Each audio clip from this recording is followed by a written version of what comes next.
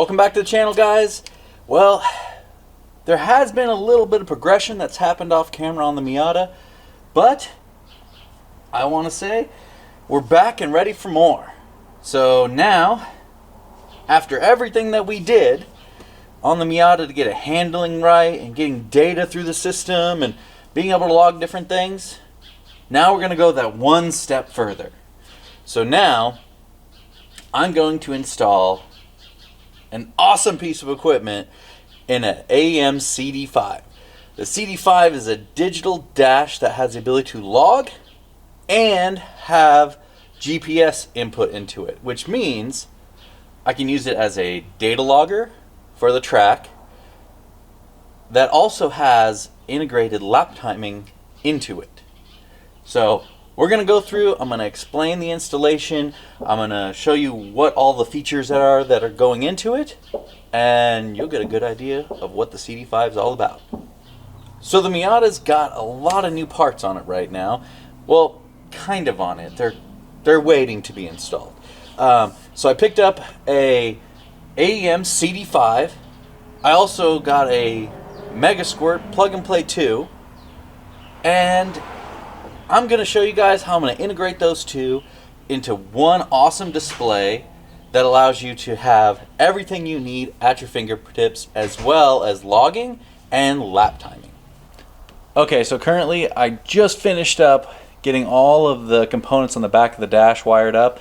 So now I have the CAN line connected to the back of the dash for all the gauges. I also have it connected to other components, and I'm going to work on getting the ECU then connected to the dash. Also need to connect power, so they all have power going to them, and then we'll almost be ready to fire it up and check it out. As you can see, the car kind of turns into a jumbled mess, but just trying to get all the wiring sorted and cleaned up from previous installs. Obviously there's a lot of other things that have been going on in here, so just setting it all up, getting it all cleaned up.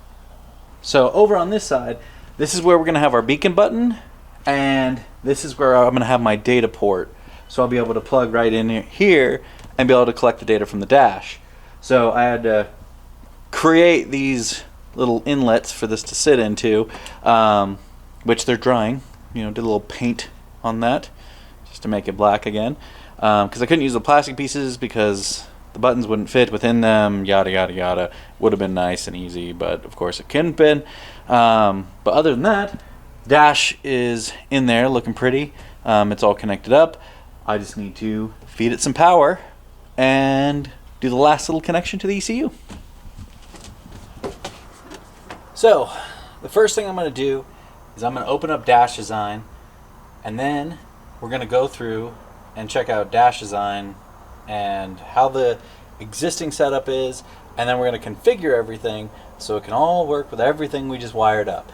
Obviously I didn't show you guys all the wire up process. I figured you'd seen me wire up enough stuff, but basically we used their 4-port CAN hub to integrate everything into itself. I do understand I don't need these two gauges to be here anymore, but I'm going to leave them here at the moment. I might be doing something using those other analog ports on the 6-channel CAN extender, so I don't want to use those ports up just yet.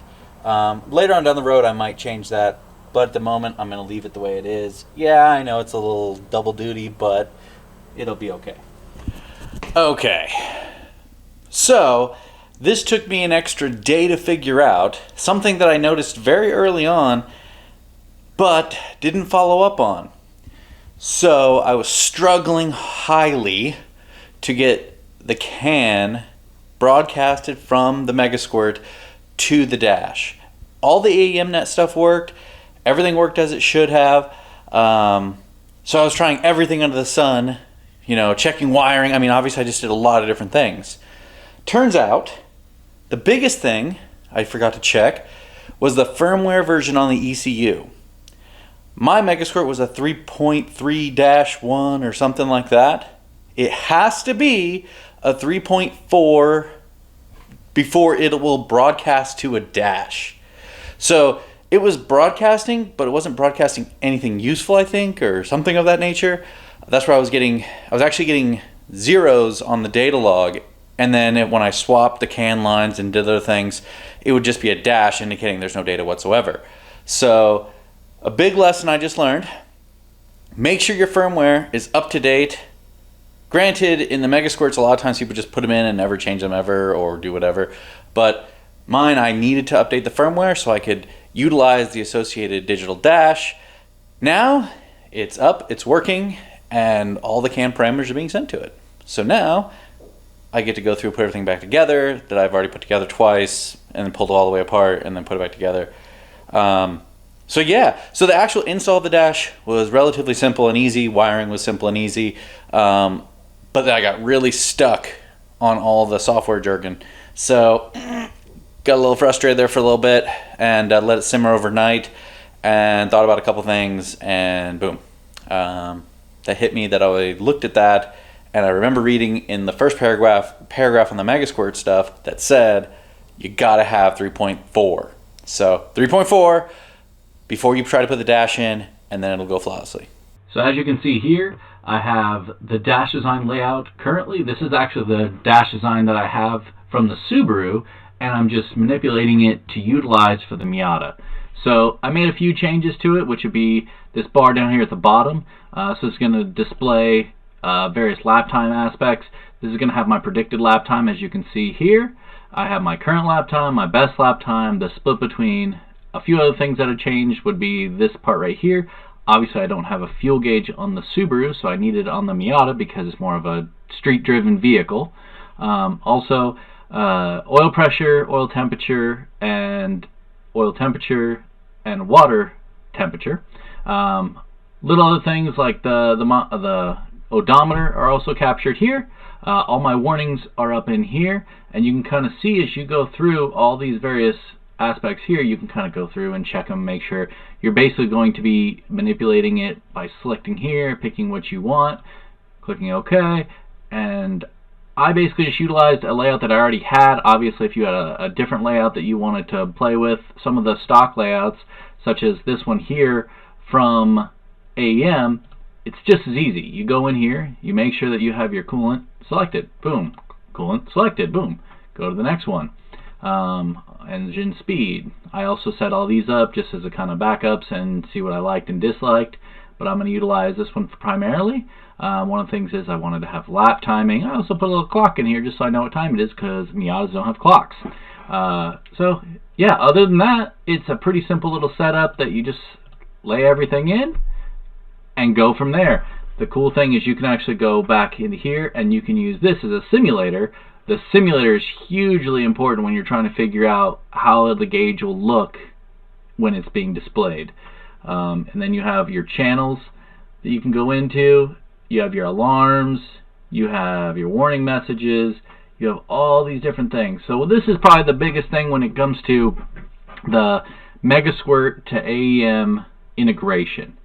So as you can see here, we have port 1 and port 2. So port 2 is actually the one that you're utilizing as the CAN integrator for your Megasquirt. It's really, really simple. I already have it all set up. As you can see, all my pieces are already in here, and they're already set up with an ID and length and all the other jazz. But it's as simple as coming into here, clicking import, clicking the CAN, going into this, and you're able to easily pick from any of these various ones that they already have. So in my case, I'm using a Megasquirt. So I can go down, and I picked the simplified dash broadcast. It has a DBC file already created for it, which makes it so you click it and it integrates it, so you can actually see if I click this and I click open, these are the ones that it's going to give it to me. And then that's going to generate these different signals that you're going to have. I'm going to cancel that, but that's exactly what it is. Once you have that, you can actually go in here, and if you want to, you can actually delete it or even add others. So super simple to use. Just make sure that you have the correct software on the Megasquirt. If you have the correct software in the Megasquirt, you're A-OK. If you don't, you're going to chase your tail all day until you figure it out. So today we're at Royal Springs. We're going to be doing some testing with the CD-5, doing some data acquisition, as well as just testing it as an overall to see how we like it on the track. All right, so we've went out, we've tested it. So far, I really like the shift lights. The shift lights have a really bright LED involved with them, so it makes it really easy to see out of your peripheral vision. It's also really nice to be able to see all the different things that you want to see on one screen. Setting up the beacon so I can actually get a lap time on that display as well is pivotal in the usage of the CD-5. Love it. Now I can actually see my delta, my current lap, and my fastest lap in that session, and then I can come back, download it all in one place. Great little tool. Love it so far. Definitely having a good time with it. Now, just time to set up some more stuff so I can see more things on it. So now let's go check out the on-track action and what I see when I'm driving with the CD-5.